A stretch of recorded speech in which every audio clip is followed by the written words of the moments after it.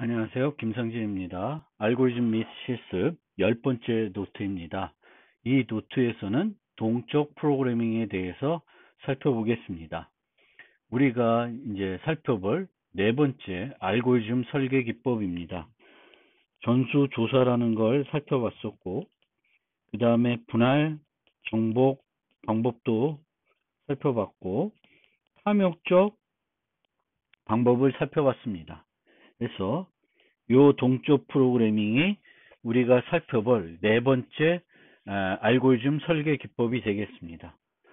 동적 프로그래밍을 좀 어렵게 느끼실 수 있는데 가만히 생각해 보면 의외로 직관적인 방법일 수 있습니다.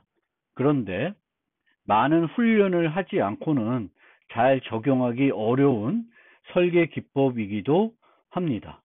전수조사와 잘 연결해서 살펴볼 지점이 있는 설계 기법이 되겠습니다. 그러면 동적 프로그래밍이 뭐냐?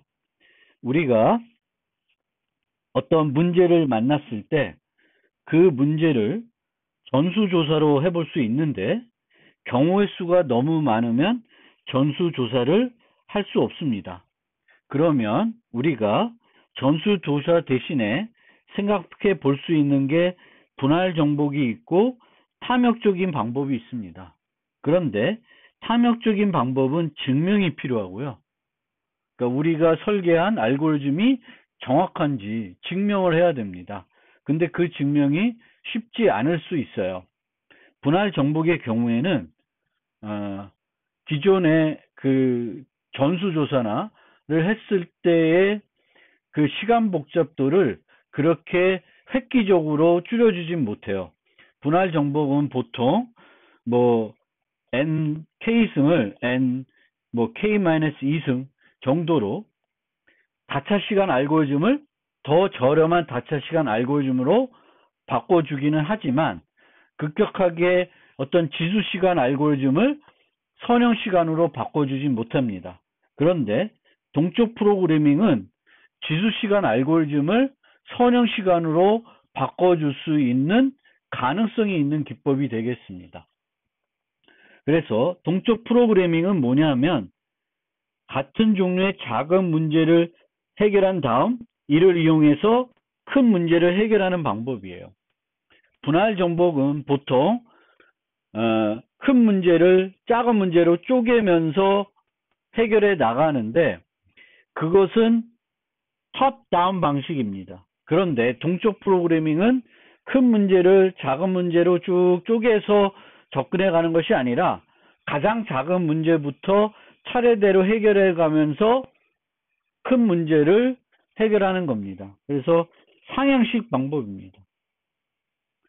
그러면 이렇게 상향식으로 문제를 풀라 그러면은 이 작은 문제를 정의할 수 있어야 돼요.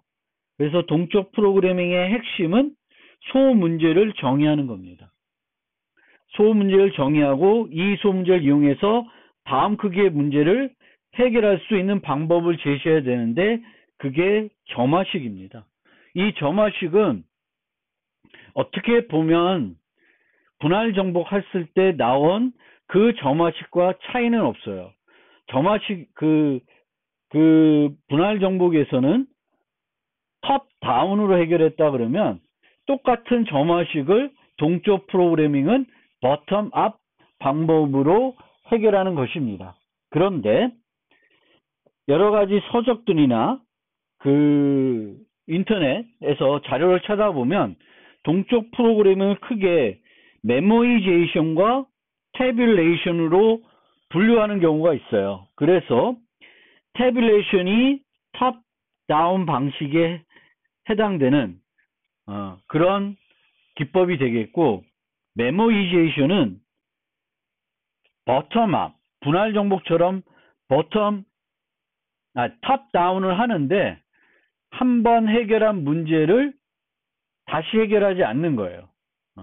중복 정의되는 것을 중복으로 우리가 밑으로 내려가면서 똑같은 문제를 또 풀 수 있는데 한 번 해결한 문제는 다시 해결하지 않는 방법으로 성능을 개선하는 겁니다. 그거를 메모이제이션이에요.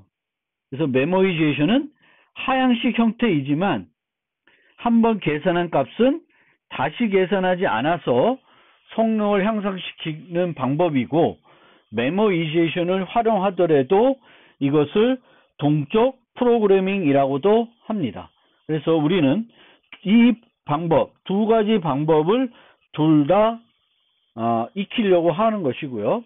여러분들은 두 가지 방법 중에 여러분들이 조금 더 쉽게 접근할 수 있는 방법을 사용하시면 돼요. 둘 다 익히면 좋을 것 같고요. 최소 둘 중에 하나는 본인 걸로 만들 수 있으면 좋겠습니다. 이 동적 프로그래밍은 처음 접하게 되면 어렵고 직관적이지 않을 수 있는데, 상대적으로 다른 기법들에 비해서는 정형화된 설계 방법입니다. 그러니까 푸는 방법이 정형화되어 있어요. 정해져 있는 거예요. 어떤 식으로 풀어야 되는지는 모든 문제들을 접근했을 때 얘만 찾으면 되는 거예요. 얘만 찾으면 태블레이션 방법을 써서 해결하면 되는 거예요. 얘를 찾는 것이, 점화식을 찾는 것이 문제에 따라서는 어려울 수 있습니다. 어떤 문제는 문제 자체에서 점화식이 주어지기도 합니다. 그거는 되게 심플하게 해결할 수 있습니다. 그런데 이 점화식을 발견하면 프로그램 자체는 매우 간단할 수 있습니다. 프로그래밍이 어렵지 않을 수 있어요. 배열만 만들어 가지고 차례차례 제일 작은 문제부터 하나씩 상향적으로 해결하기만 하면 돼요. 되게 단순합니다. 따라서 익히면 매우 강력한 도구이고요. 보통 프로그래밍 경시대에서 난이도가 높은 문제들은 대부분 동적 프로그래밍을 통해서 해결해야 되는 문제들이 대부분입니다. 이 노트에서 총 9가지 문제를 살펴보겠습니다.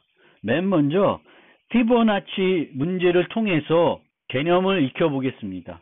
메모이제이션과 태블레이션 방법을 익혀보겠습니다. 그 다음에는 우리가 잘 알고 있는 전수조사 때 살펴본 캔썸, 카운썸, 하우썸, 배썸을 메모이제이션과 태블레이션을 이용해서 다 해결해 보겠습니다. 그 다음에는 조금 새로운 문제들을 살펴볼 것이고요. 맨 마지막에 살펴보는 게 영일 배납 문제인데, 이 문제는 컴퓨터 공학에서 매우 유명한 문제입니다. 그래서 이 문제까지 살펴볼 것이고요. 이걸로 끝나는 것이 아니라 다음 노트에서도 계속 이어서 동적 프로그래밍을 살펴볼 것입니다. 그러면 피보나치 수부터 살펴보겠습니다. 피보나치 수는 첫 번째 및 둘째 항이 1이며 그 뒤에 모든 항은 바로 앞에 두 항의 합인 수열을 말해요. 1, 1, 2, 3, 5, 8, 13, 21, 40, 34 이런 식으로 증가하는 것이 피보나치 수입니다. 그래서 우리가 구하고자 하는 것은 피브 7, 피브 1000 이런 값을 구하는 거예요. 그러면 이 자체는, 이 피보나치 수에 의하면 피보나치 n은 fn-1 더하기 fn-2입니다. 아예 재현식이 주어져 있습니다. 재현식이 주어져 있으면 이걸 그대로 전수조사 방법으로 구현할 수 있습니다. 그런데 이렇게 재기적으로 전수조사 방법을 하게 되면 이 그래프, 재기 호출 트리에서 알 수 있듯이 매우 성능이 안 좋습니다.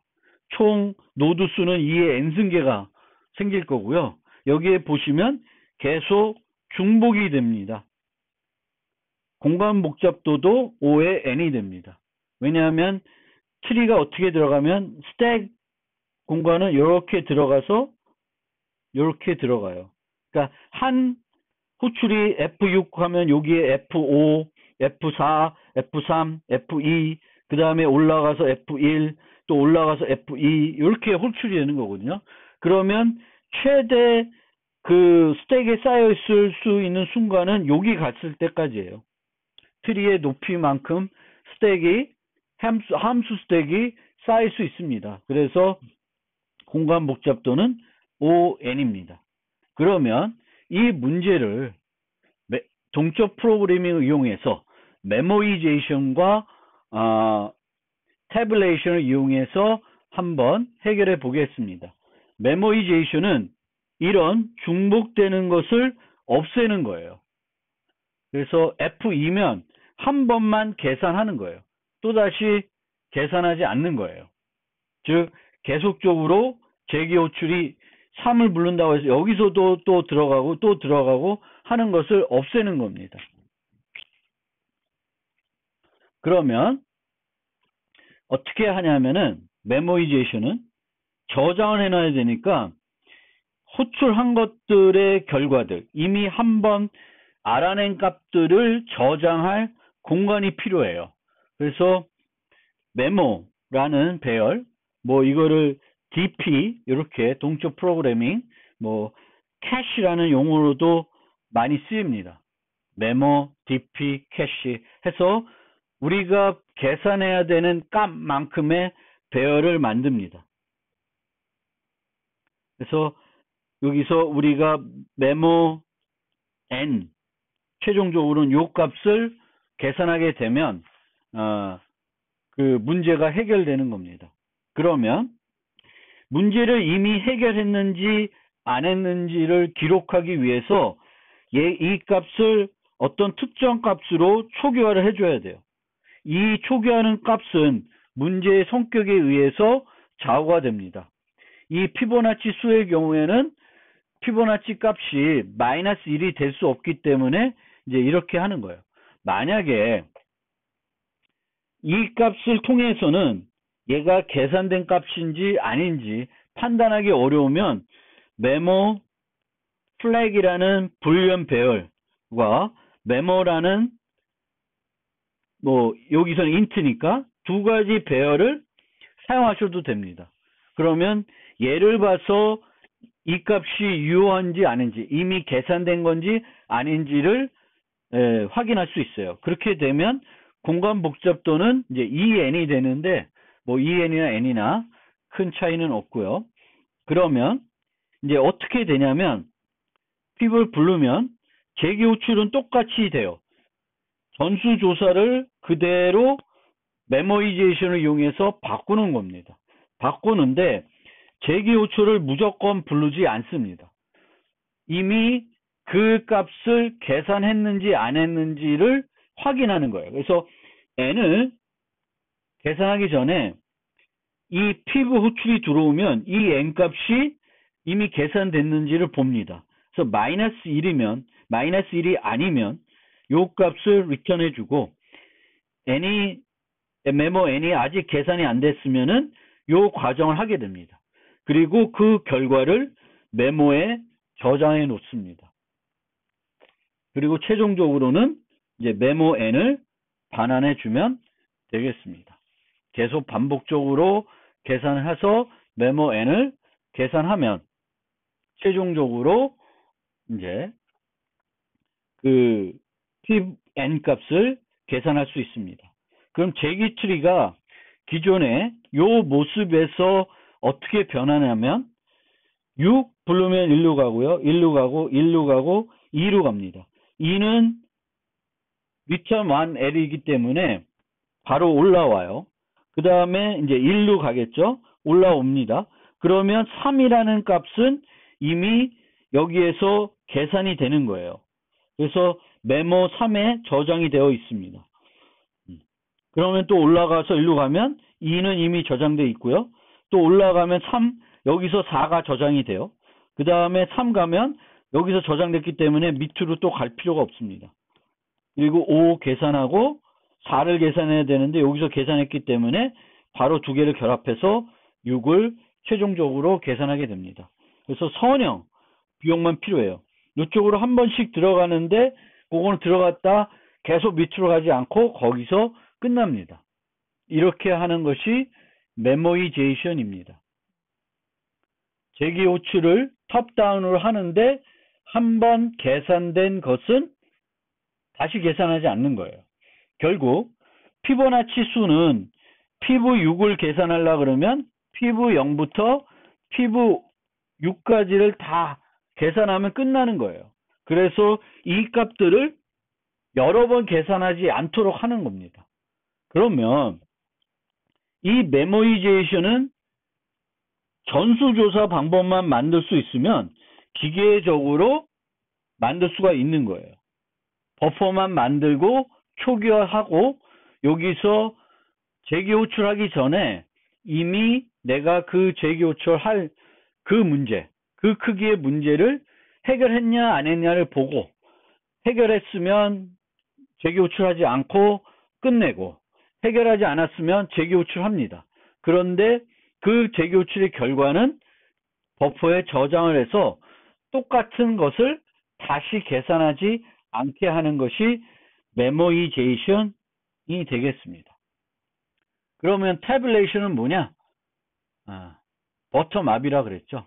그러면 차례대로 피부 0, 피부 1, 피부 2, 피부 3 이걸 차례대로 계산하는 거예요. 그러면 n번 계산하면 끝이 나겠죠. 그래서 테이블을 준비해서 0, 1 계산한 다음에 탭 2는 두 개를 합한 거죠.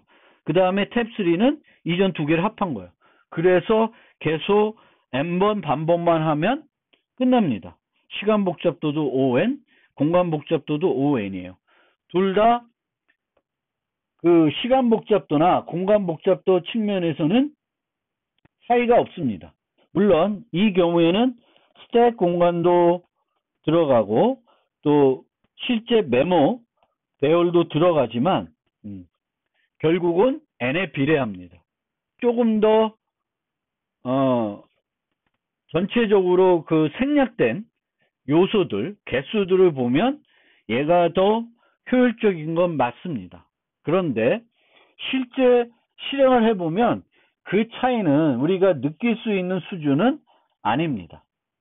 그리고 이와 같은 경우에는 굳이 n개의 테이블을 안 만들고 변수 3개만 이용해서 이 계속 계산할 수 있어요.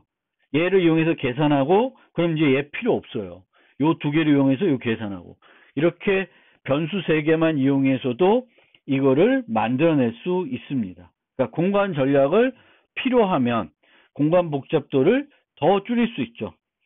3개를 쓰면 O(1)이 되는 거죠. 공간 복잡도가. 그렇죠? n이 얼마나 크더라도 정수 변수 3개면 끝나는 거예요. F0, F1, F2. 그러면서 바꿔가면서 계산을 하면 돼요. 그러면 이 피보나치 문제를 이용해서 메모이제이션과 태블레이션을 설명드렸는데 이해가 되셨나요? 어렵나요? 이 문제만 놓고 보면 되게 심플합니다. 특히 이 경우에는 문제 자체에서 이 재현식이 주어져 있습니다. 그러면 여러분들이 이걸 놓고 보면 F2는 F0 더하기 F1이에요. 그러면 이거를 위에서부터 계산해서 재교체해서 가는 게 아니라 아래서부터 계산할 수 있다는 것은 어렵지 않습니다. 그런데 문제가 이런 피보나치 문제가 아니라 일반적인 문제가 주어지면 그 문제에서는 이 재현식이 직관적으로 안 나타날 수 있어요. 주어지지 않는 거죠. 그러면 여러분들이 이 재현식을 찾아야 돼요. 찾기만 하면 아주 심플하게 이렇게 for loop를 이용해서 아래서부터 쭉 올라가가지고 n번째 크기가 1인 문제들 해결하고, 그 다음에 이걸 이용해서 2인 문제 해결하고, 2인 문제를 이용해서 3인 문제 해결하고, 이런 식으로 해결하는 거예요. 근데 그걸 해결하려면 이 재현식이 필요한 거죠. 어떻게 F1을 이용해서 F2를 계산하냐.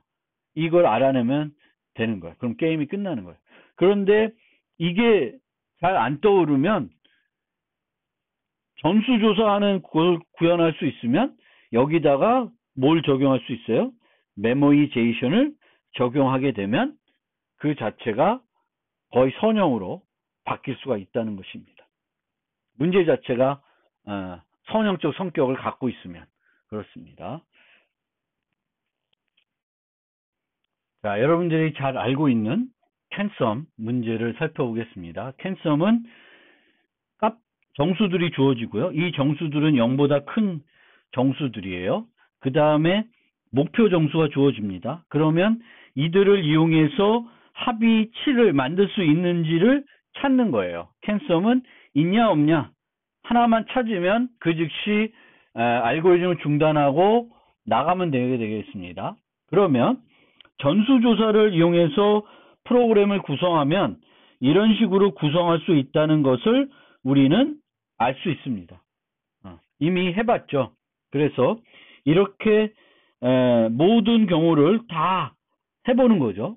해보는 형태로 하게 되면 이 트리의 경우에는 범위가 매우 작기 때문에 호출되는 것들은 얼마 되지는 않습니다. 그런데 실제 시간 복잡도는 n의 최악의 경우 n의 m승 비용이 들어가게 되겠고,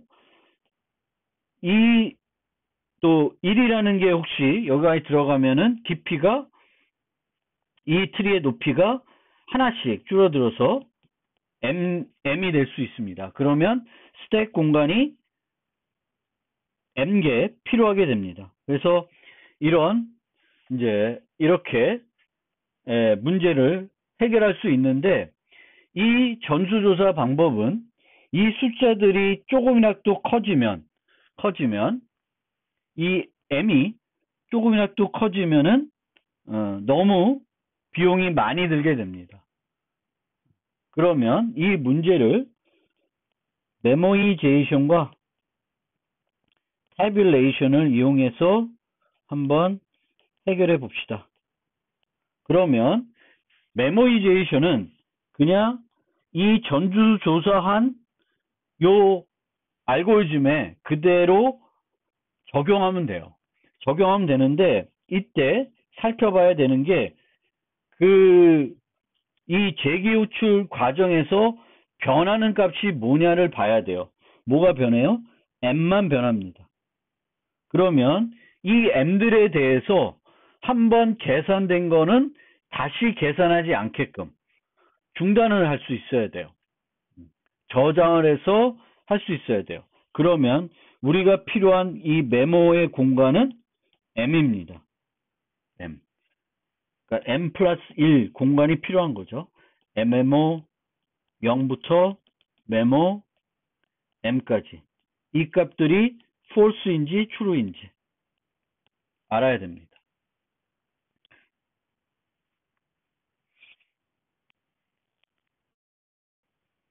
그런데 우리가 계산하려는 값은 true 아니면 false 값이에요.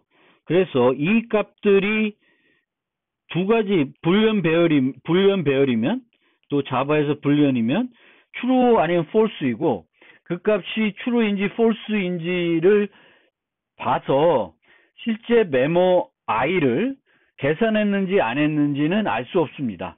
그렇기 때문에 두 가지 메모 플래그이라는 걸 써서 이 메모 i를 계산했는지 안 했는지를 판단할 필요가 있습니다. 그래서 두 가지 그러니까 1차원 배열 두 개를 사용해 가지고 메모이제이션을 구현할 수 있고, 또 한 가지 방법은 해시맵을 쓰는 거예요.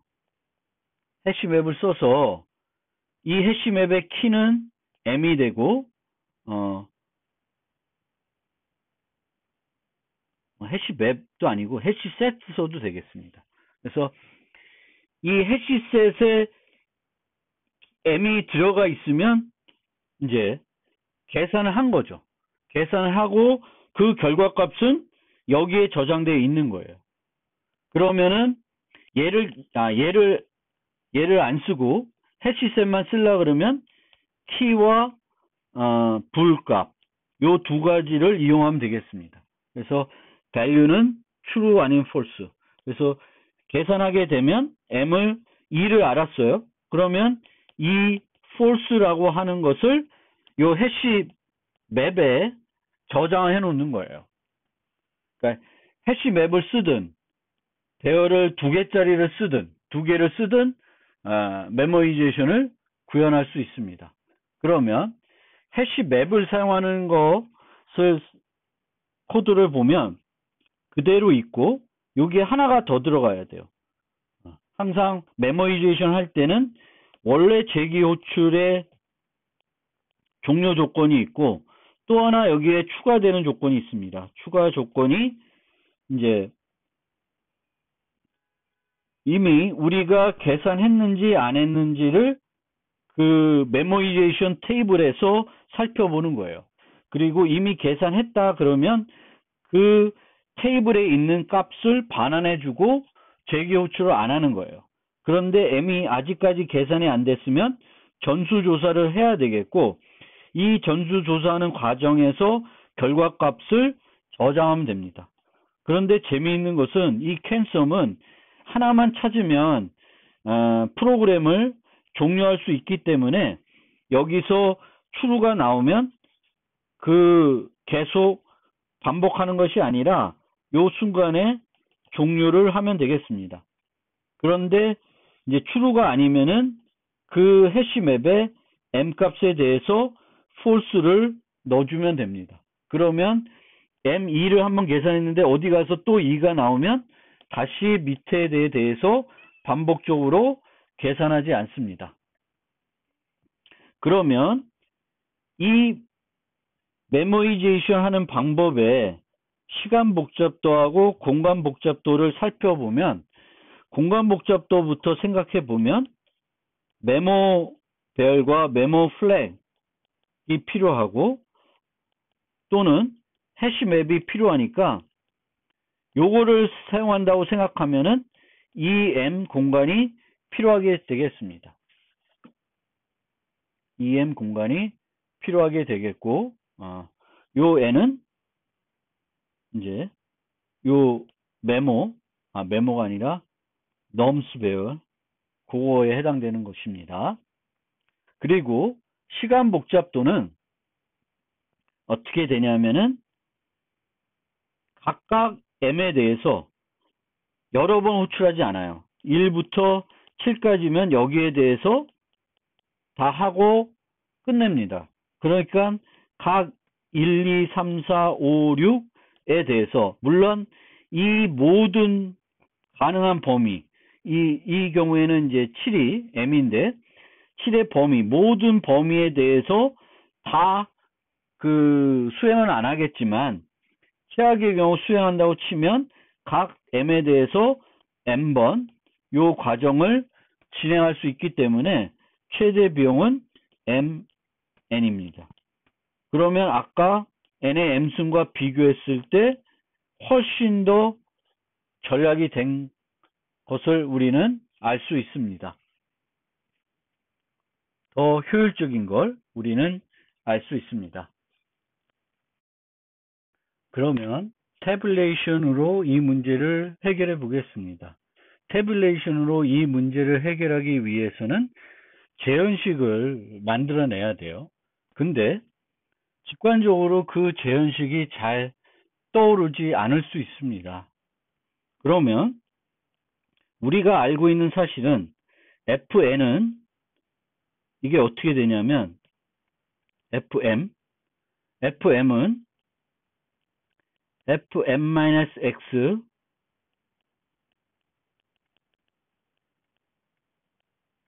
넘스에 있는 x에 대해서 m-x가 true이면 true가 되고요. fm-x for x in nums가 false이면 nums에 대해서 하나만이라도 true이면 true가 돼요. 그런데 모든 것이 m-x가 모두 false이면 m도 false가 됩니다. 이게 어떻게 보면 아까처럼 이렇게 뭔가 뚜렷한 식으로 나타나진 않지만 fm을 계산하려면 m-x들을 계산해 보면 이 fm-x 값들을 알면 얘를 계산할 수 있다는 거예요. 이 fm-x가 이 경우에는 f5니까 f2, f4, f3, f0 이 4개가 중에 하나라도 true이면 f7은 true가 됩니다. 그리고 f2는 마이너스죠. 마이너스는 생각을 안 해도 돼요. 다 false니까. 그렇습니다. f4의 경우에는 f1, f0 그러니까 여기가 또 true니까 얘가 true가 되겠죠. 그런 식으로 이 아래서부터 계산할 수 있는데 우리가 아래서부터 계산할 때 f0은 무조건 true예요. 얘를 이용해서 이것을 tabulation을 이용해서 계산할 수 있습니다. 어떻게 하냐면 m 크기의 배열을 만든 다음에 f0 이 테이블 제로는 true로 놓습니다. 그 다음에 이거를 n-까지 쭉 전진하면서 이 테이블 i가 true이면 얘가 true이면 x인 nums에 대해서 얘들을 true로 바꿔놓는 거예요.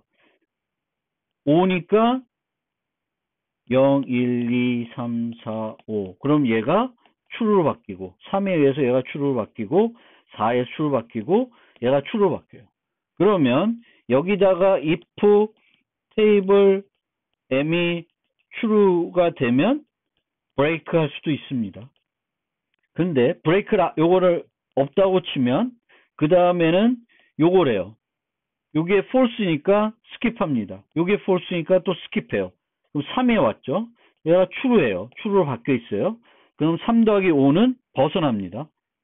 동케어 3 더하기 3은 6이에요. 그럼 얘를 true로 바꿔놓습니다. 3 더하기 4는 얘가 true니까 계속 true가 돼요. 3 더하기 7은 벗어나요. 그 다음에 4로 옵니다. 4에서 3을 더하면 7이니까 true가 되고 5 더하면 넘어가고 3 더하면 true가 되고 4 더하면 넘어가고 7 더하면 넘어갑니다.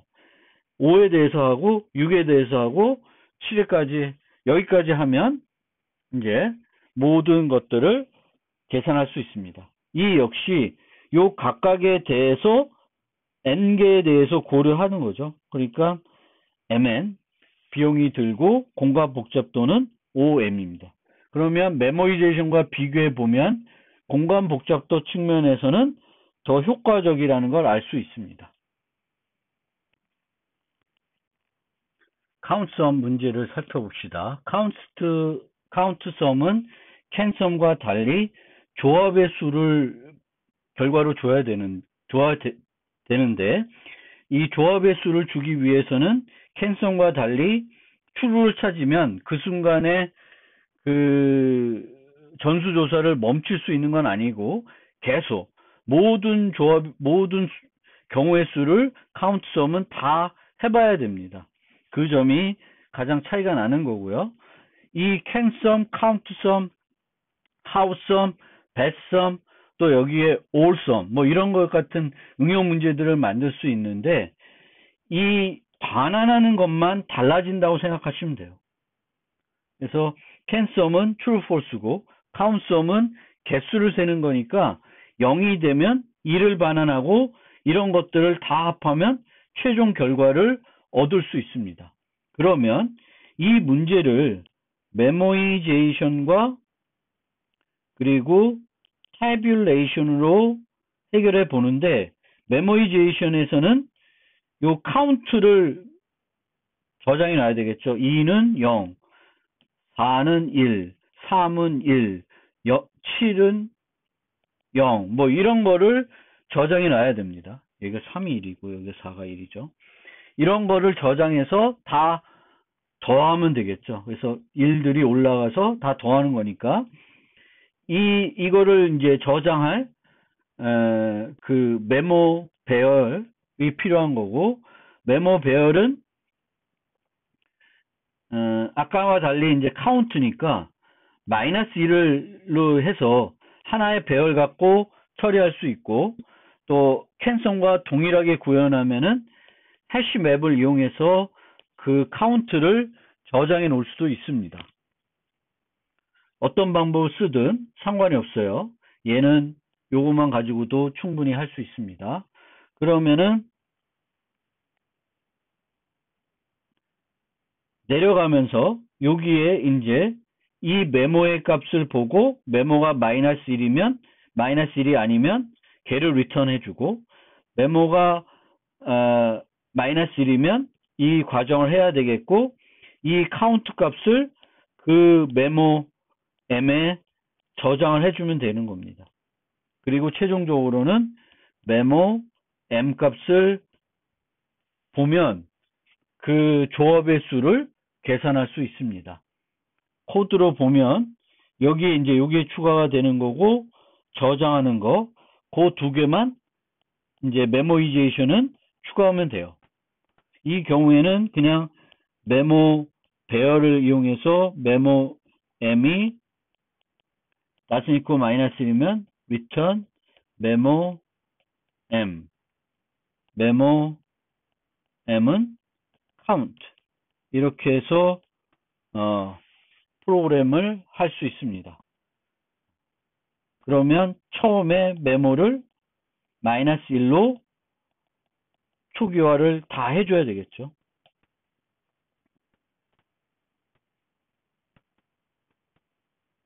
그리고 태뷸레이션은 아까 똑같은 방법을 사용하면 됩니다. 그래서 배열을 만들고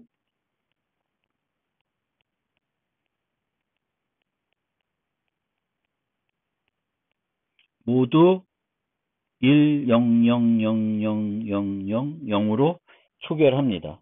그리고 우리가 살펴보는 문제는 m이 7이고 넘스에 5, 3, 4, 7이 있다고 합시다.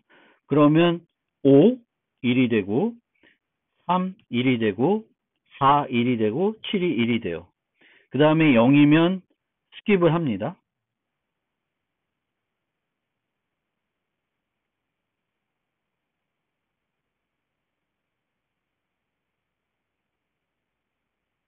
여기 코드가 잘못됐네요. if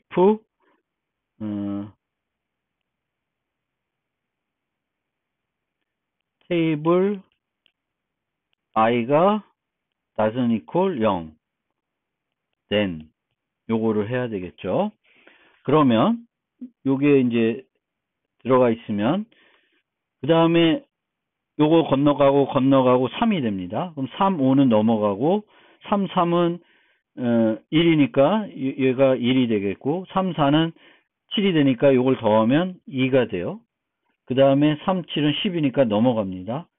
4, 5는 9고 4, 3은 7이니까 여기에 또 하나 더해져서 3이 되고요. 4, 7은 11이니까 넘어갑니다. 그럼 이제 5 할 차례고 5, 5는 10, 5, 3은 8, 5, 4, 9, 5, 7, 12 다 넘어가죠. 6 다 넘어가고요. 그러면 최종적으로는 3이라는 값을 얻게 됩니다.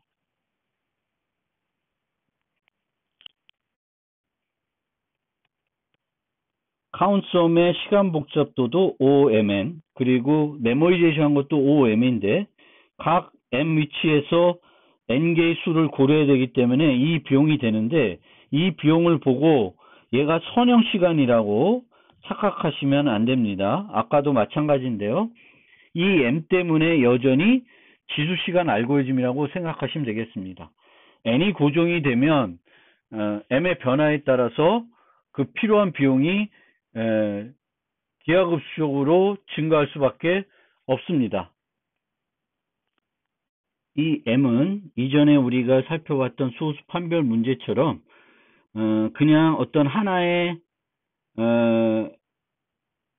입력값이 하나가 아니라 요 m이 증가하면 할수록, 즉 m을 구성하는 비트 수가 늘어날수록 이만큼의 비용, k비트로 구성되어 있으면 EKM 요런 형태, EKN 요런 형태의 꼴이 되는 거예요. 그래서 이게 지수시간 알고리즘이 된다는 거예요. 여전히 이 카운트썸은 우리가 전수조사하는 그런 방법에 비해서는 이렇게 메모이제이션 하거나 태블레이션 하면은 훨씬 성능이 향상되지만 m이 증가하면 증가할수록 필요한 비용은 기하급수적으로 늘어나게 되어 있습니다. 그래서 결코 효과적인 알고리즘은 아닙니다. 그렇지만 전수조사할 때 사용했던 이 n의 m승보다는 훨씬 효율적인 알고리즘이 되는 거죠. 그 점 꼭 잘 생각을 하셔야 됩니다. 그 다음에 이제 하우썸, 배썸이 있는데 이 자체는 특별히 제가 뭐 추가적으로 설명드릴 건 없을 것 같습니다. 우리가 문제는 익히 알고 있고 이 문제를 그냥 우리가 앞에서 살펴봤던 캔썸, 카운트썸을 응용해서 충분히 해결할 수 있습니다. 그래서 하우썸은 캔썸과 마찬가지로 중간에 중단할 수 있고요. 여기서 변하는 건 이제 m이죠. 그래서 그 m에 대해서 여기서 이 m이 이제 리스트를, 그 해결책을 갖고 있게끔 유지하면 되겠고, 그 해결책들을, 중간까지의 해결책들을 m이 유지하면 되겠습니다. 그래서 그걸 이용해 가지고 최종적인 답들을 만들어 나가면 되겠고, 배썸은 이제 하우썸 만들어 가는데 중간에 중단할 수 없고 모든 경우를 다 해봐야 되는 거죠. 다 해봐야 되는 거고, 이 테이블에 이 리스트를 유지할 때 새로 갱신해야 돼요. 얘가 지금까지 찾은 것보다 더 효과적인 걸 찾으면 이 값을 바꿔줘야 됩니다. 바꿔서 더 베스트한 값들로 얘를 채워주면 결국 맨 마지막에 채워지는 답은 가장 베스트한 답이 여기에 채워질 겁니다. 그래서 약간 더 복잡한데 원래 이 알고리즘에서 요 부분, 그리고 이제 여기서 이 한 결과를 저장해야 되는 부분, 요 두 줄만 추가된 게 그 차이밖에 없고, 요거는 앞으로 이 전진하는 그 형태대로 쭉 진행을 하면 되는 거니까 실제 여러분들이 저지 사이트를 통해서 한번 문제들을 풀어보면 메모이제이션은 어떻게 하는 거고 태블레이션은 어떻게 하는지 많은 이해하는데 훈련하는데 도움이 될 것입니다. 특히 전수조사 알고리즘을 만들 수 있으면 얘를 메모이제이션으로 바꾸는 거는 거의 기계적이고요. 그 다음에 이 재현식을 구하든지 아니면 탑다운을 하는 방법을 우리가 찾아내면 그걸 이용해서 태블레이션 방법으로 하는 것도 어렵진 않습니다. 이 방법만 찾아내면 코딩 자체는 그렇게 어려운 건 아닙니다.